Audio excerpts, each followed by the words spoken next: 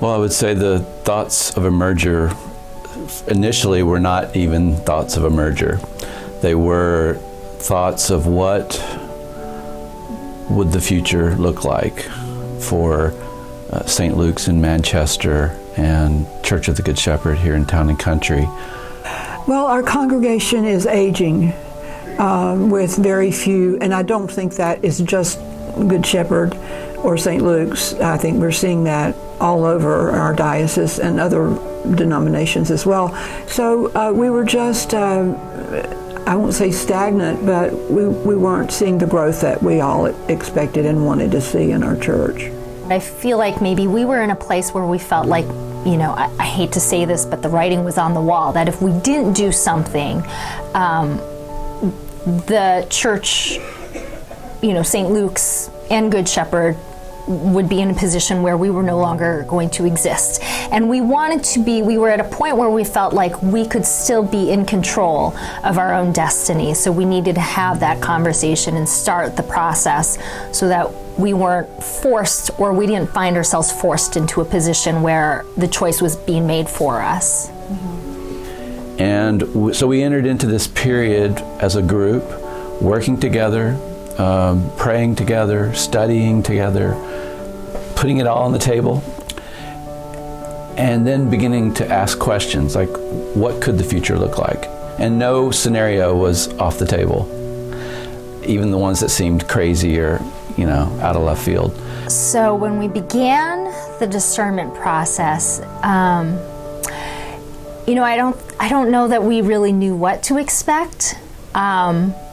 But at the same time, we all expected to have the right answer. So we had a lot of options that we had considered. You know, one option was just continue on the path we were going and see where it goes.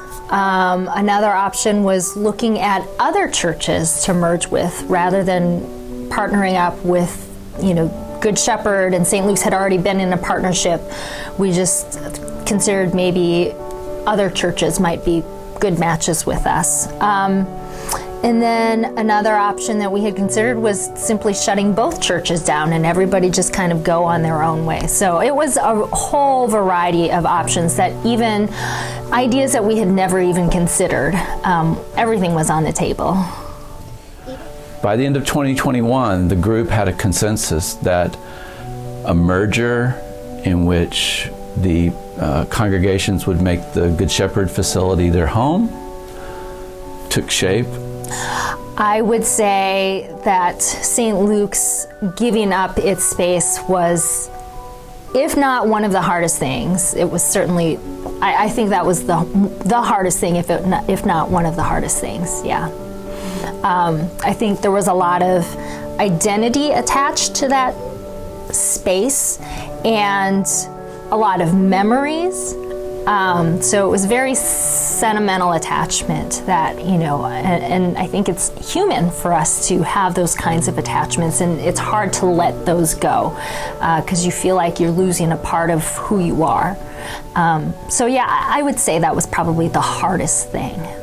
The more I observed it, the more I saw different layers of difficulty for different people for different reasons. Mm-hmm. Yeah, and that's still unfolding, I think, as we're now a couple months into worshiping together, sharing this facility. So far, I think it's really we're doing very well. I applaud the people of St. Luke's because it is difficult to leave a building that you've been in for a long, long time. And in trying to put myself in the position, had we used their facility, how would I have felt about that? I have to applaud them, and the folks who are coming and have embraced it are lovely. And so far, I think we're doing very well. We're trying to discern what combinations work. A little bit of Good Shepherd, a little bit of St. Luke's, and then the newness of a new church is kind of exciting. I think it's important to have a new name because it seems that when there's a merger in which both churches in some ways hold on to their separate identities, and their name can be a way to do that, it just doesn't facilitate the kind of newness that we really want to see in this. Again, not just a consolidation, but a creation of something new. Yeah, so the opportunities, and I think that the marriage analogy is such a pertinent one and a perfect one, because we're two different people, if you will, coming together and learning from one another, identifying our strengths and our weaknesses, just like in every successful relationship. You know, we're not always going to get along, or we're not always going to see eye to eye, but we have strengths and weaknesses that complement one another. And so I'm really excited to see how those two different bodies can complement one another, and how do we use those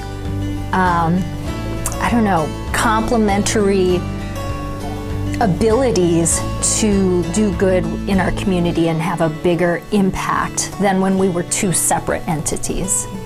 We're all hopeful that our churches are going to survive, and that we'll survive as a congregation and minister to folks who need us, and provide a safe environment for people to come and worship God.